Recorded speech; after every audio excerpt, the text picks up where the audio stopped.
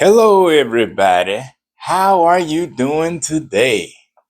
I certainly hope you're doing all right. And I'm happy to announce that I'm doing all right myself.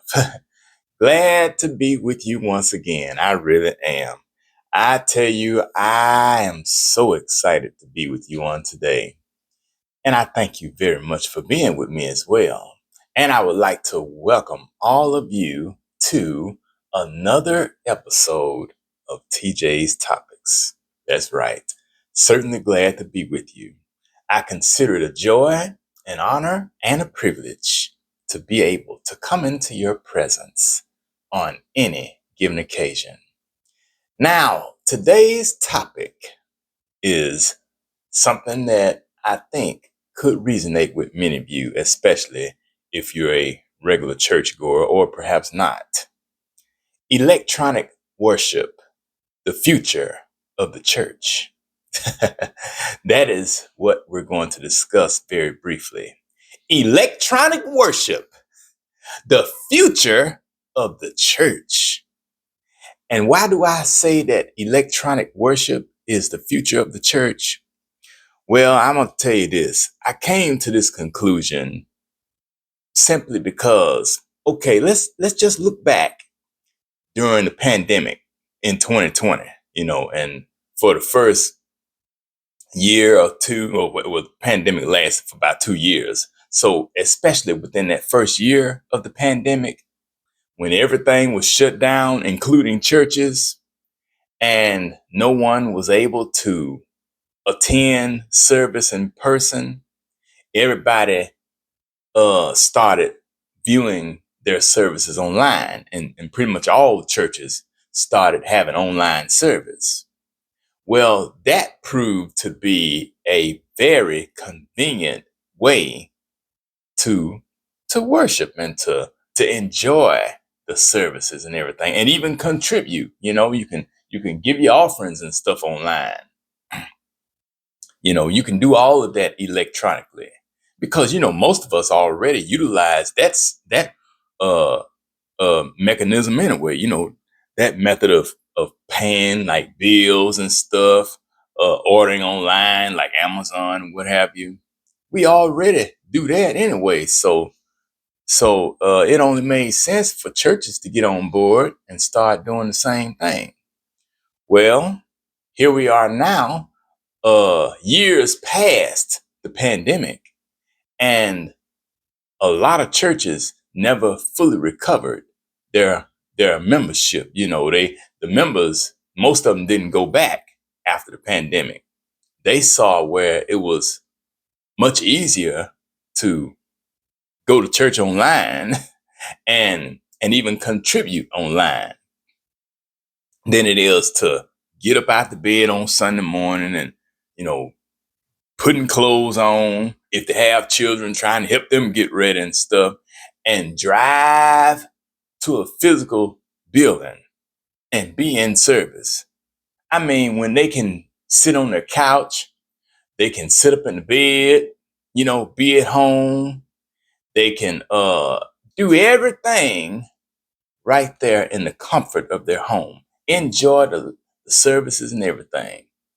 As a matter of fact, just recently when we had this terrible winter storm where churches were shut down for basically 2 weeks, I tell you, I enjoyed online service. I really did. I didn't watch the service at my church because they didn't do online service, so I watched another service. And I tell you, I enjoyed myself, and I got just as much out of it as I would have been in a physical service, in a building. But a lot of times, these pastors, they like to quote Hebrews chapter 10, verse 25, where it says, forsaking not the assembling of yourselves together, as the manner of some is, and stuff like that. They try to use that to justify the need for people to be in the building, because whereas people who are coming to the building are more apt to give and fill up the sanctuary, especially if they're on television and stuff, giving off the appearance of having a lot of people. If they're doing everything online and people are not coming in to the building anymore, but rather watching it on their computers or on their phones or their tablets or what have you, not only does does the sanctuary look empty, and most times it is empty, even if the people are coming, but half the time, those people who tune in to the services online may not necessarily contribute. They might, some, but not all the time. And they see where they're losing a lot of money that way. And these mega churches in particular, they lost millions of dollars during the pandemic because most of them have to have so much money in order to stay afloat for the purpose of paying out salaries and stuff like that, and the maintenance of the facilities and what have you. Oh, and not to mention propping up the pastor's lifestyle. But that's another video for another day. But electronic worship is indeed the way of the future. I can tell you that right now. Now, whereas the older generation, they may enjoy going to a building, and even those of us Gen Xers, like myself personally, I don't have a problem going to a building for worship personally, because I like to put on my clothes and and I think I may have said that before. I like to dress up. I like to get out and socialize a little bit, mingle. But the generations who are coming after us Gen Xers and millennials, I don't think they're going to be in church a whole lot, if at all. Most of them probably won't, because church attendance in America is dwindling at a rapid pace, and it's only going to continue to do so over the course of the next few decades. And so most people will turn to electronic church. They will watch services online, enjoy the preaching, the teaching, the singing and everything, praise and worship. And when they give, they'll do all of that online, electronically. And there won't be any need for sitting in a building, having to get up, getting yourself together, helping somebody else get themselves together, burning gas, driving to a location. They can be at home. They might be perhaps at work, because some people have to work on Sunday, or wherever they might be, on vacation or anything. And they can still enjoy the service right where they are without having to leave to go anywhere.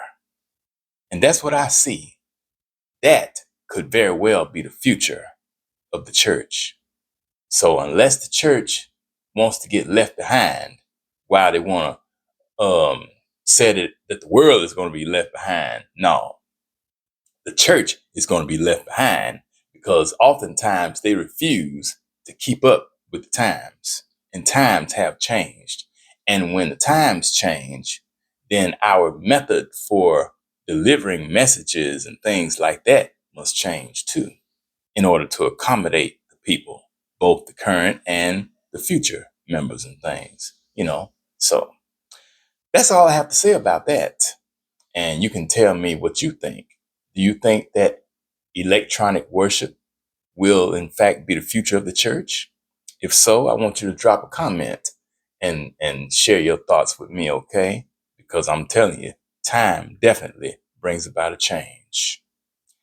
This is Taryn Jerome Harris, reminding you that every round goes higher and higher. And before I go, I want to say welcome to the month of March. We're getting ready for spring, and I'm so excited. So I look forward to seeing you again soon, okay? I'll talk to you later. Bye-bye.